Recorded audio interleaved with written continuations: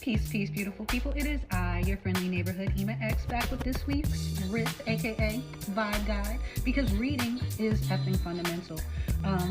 We just lit our sage, cleansed and cleared our energy space, and we're going to go ahead and hit our 528 hertz tuning fork and anointed for the energy space of ritual, and also make sure that we're all kind of on the same vibe.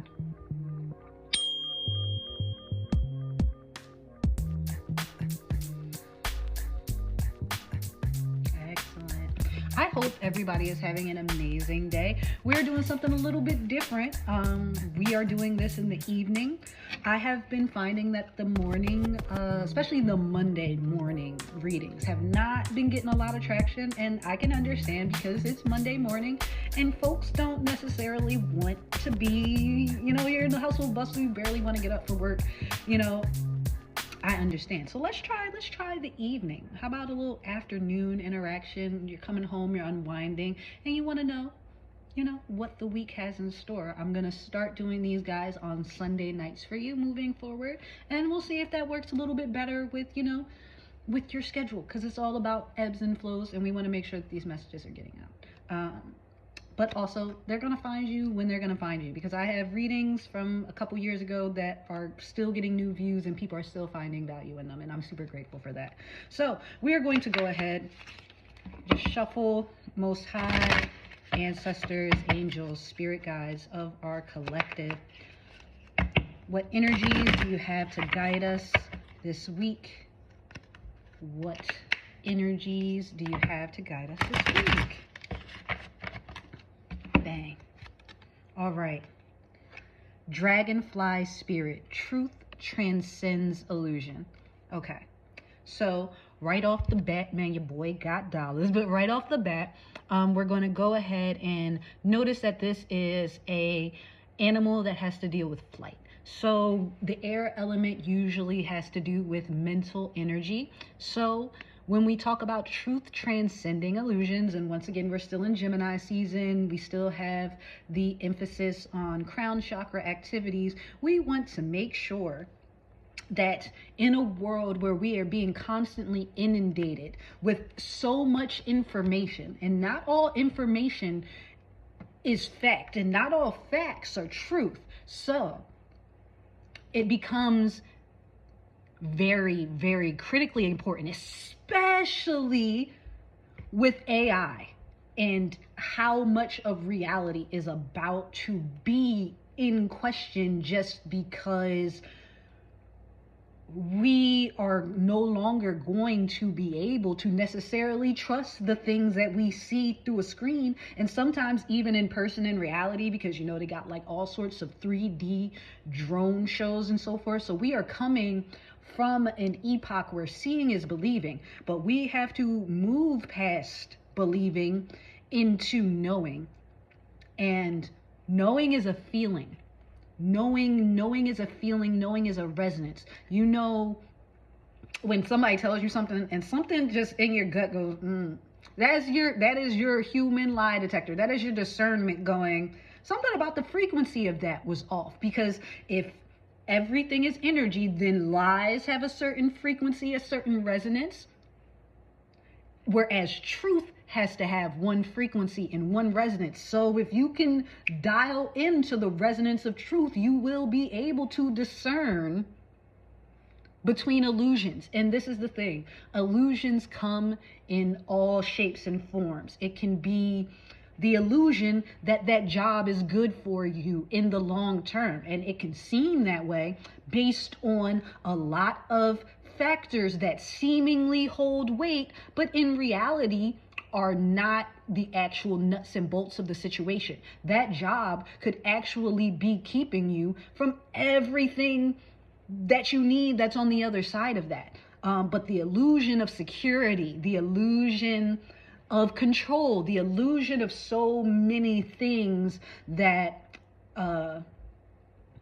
capitalism infuses with fear and then becomes this boogeyman. So we want to make sure that we are spreading our wings and we are flying and using our mental energy based on truth. Because it's about to get really real out here, boys and girls. I know I've seen stuff about like, make sure you're warning your parents because like scammers are going to be using like AI voice technology to kind of like, you know, we're going to need to tap into our sixth sense and into the feeling of touch a lot more in this new age. But what other energies do you have for us, Most High? Clarifying the dragonfly, we have Ceres, mother and love yourself. Okay. Also, truth transcending illusion. So transcending has to do with rising above, and the fact that truth will always rise. It's like cream, it's going to rise to the top. So we have to, then the other side of that is forgive ourselves for the times that we did succumb to illusions, and that has a lot to do with our inner child healing. It has to do with being okay with doing the best that we could at any given point in time, and understanding that if we fell for an illusion, that is not a failing on our part, is a failing on the person who created the illusion with the intent to deceive. But you having a good heart and so forth is not something to beat yourself up about. So we want to make sure that as we are loving and mothering ourselves, that we are speaking life into ourselves, that we are not being the type of parent who tries to create positive change from shame, because there have been all sorts of studies that shows that you cannot shame people into positive change. So you cannot shame yourself into positive change. All that you can do is inspire yourself into positive change. And a simple thing that would look like, instead of being like, oh, you're so stupid, why didn't you see that, da da da da da da, you could just flip it. You're so smart for seeing it now. Some people never see it. Good job. You did the best that you could at the point in time, and now that you can do better, look at you, you're doing better. Hey. And then that'll make you be like, yeah, I am doing a good job, I can do this. Whereas it's like, oh, if you get that negative shame, then it's like, oh man, see, I can't even trust myself, which makes you less likely to trust yourself moving forward, which makes you more likely to repeat that mistake. So last but not least, we're going to go into Witch's Wisdom Oracle deck, and we're going to go and get any clarifying energies within here. Altar, dedication, hard work plus patience, symbol of my sacrifice. I'm done waiting. You know what I've been saying? Dedication and altar. So we often think of altar spaces as things outside of ourselves, but I have a line in one of my songs that's like, I'm a living mantra, a walking altar. Like, altars are just spaces dedicated to remembrance, dedicating to honoring and remembering certain energies and so forth. And that is what our lived human experience is.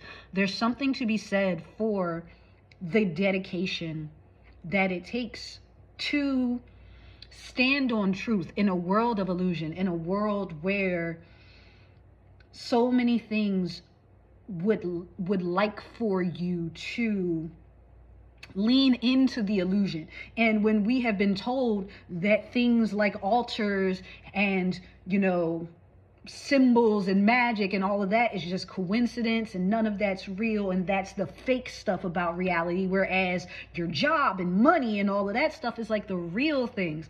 But that is not the truth, and the truth is going to transcend the illusion of this 3D reality, and we will all find that we are walking altars to our ancestors and to various deities. But are you a walking altar to a deity of love, or are you a walking altar to a deity of destruction? Choose your path wisely. But this has been this week's Riff. Love on you. I love on you guys. Be blessed, be well, be naturally you. And I'll see y'all Wednesday.